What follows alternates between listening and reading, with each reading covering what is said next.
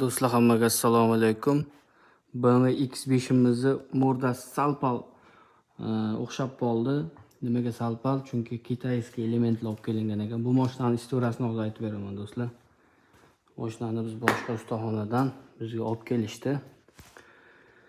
Mashinani X5 yili yangi restyling M paketda ponni bo'lib tashashibdi. Hozir ko'rsataman do'stlar, shokda qolasizlar. Mashinada qattiq urilmagan emas, no неграмотный ish bo'lganligi uchun mashinani просто tomlarini kesib, orqa krилolarini kesib bo'lib tashashgan. Bo'lak-bo'laklarga deb egasi boshda aytgandan keyin biz borib ko'rib, mashinani olib keldik. Sizlarga ko'rsataman.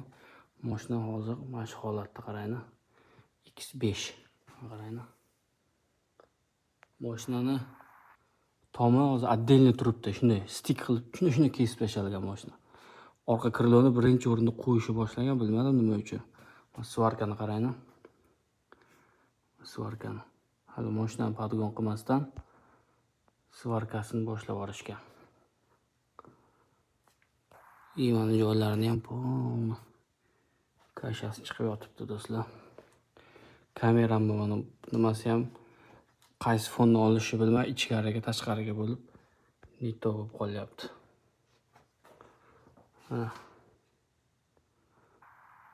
Shunaqa holatda mashina.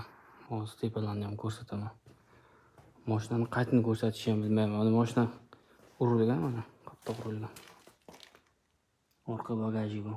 Mashina почти hamma yog'i shunaqa edi. Faraz qilishini uchun hamma element shunaqa edi. Bular elementlar almashgan. Mayli bu urilgani mayli, lekin bunga boshlangan ish nito ketgan qaranglar, hamma yoq zazorlar kelyapti. Mana qaranglar.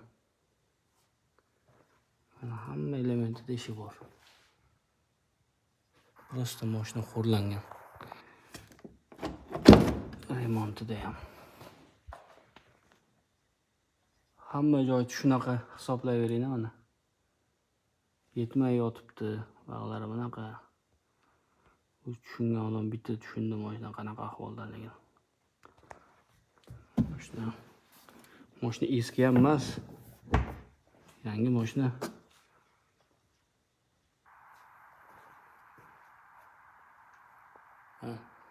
Nima deysizlar bunaqa remontga endi?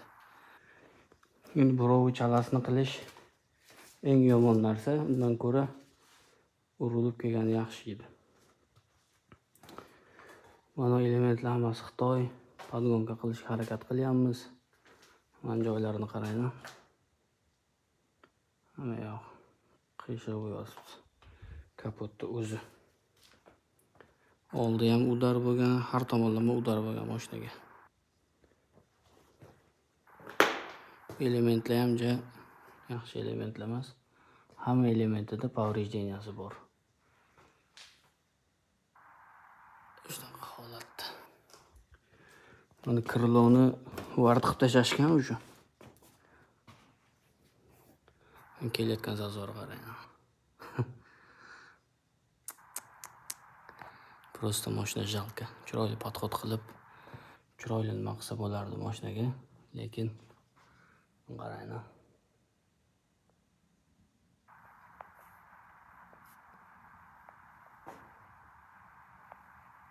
Bu mashinani polni pokraska qilish kerak. Pokraska qilishdan oldingi holati o'zi ayanchli bo'lib yotibdi. Hamma yo'q beton qilib artib tashashgan podgon qilmasdan, shunday qo'yib. Eshigiga shuni qo'yganda aytardi hamma narsani. Hozir kriloni va o'lchab ko'rdik, ichkariga qo'yib qo'yibdi, ichkari tomonga. Mashinaning holati shunaqa. Zazordan qaranglar.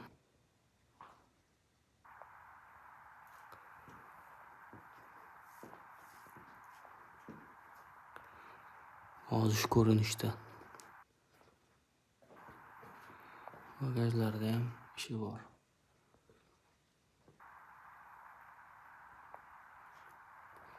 Mana arzon ustaxona. Shunaqa bo'ladi. Normalniy ustaxonaga bersa, normalniy qilib qo'yib berilardi.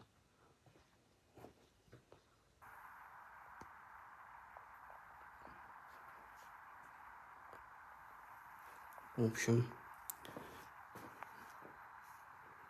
hamma elementida ishi bor, hamma sog' elementda o'zi yo'q.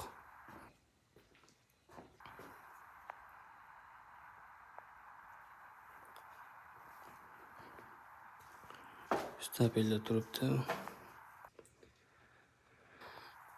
Mashina yaxshi komplektatsiyada, lekin chotka qilib remont qilsa bo'lardi, chiroyli kontentlar qilib, chiroyli qilib, zo'r qilib chiqarsa bo'lardi.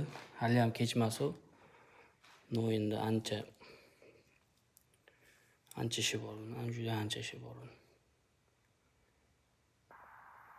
Qarang, xo'rlab borgan. Ular ham moshni bo'lgandi, lekin eski zapchastlar mana.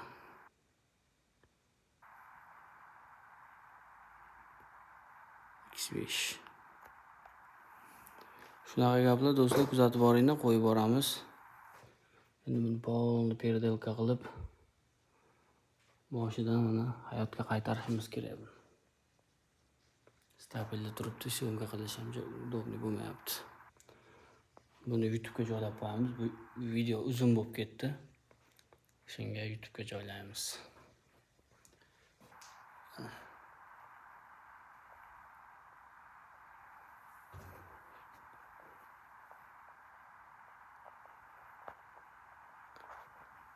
Shukr. Sog' bo'ling, salomat bo'ling do'stlar. Qo'yib boramiz butganda ham, ish jarayonlarini ham. Sog' bo'ling.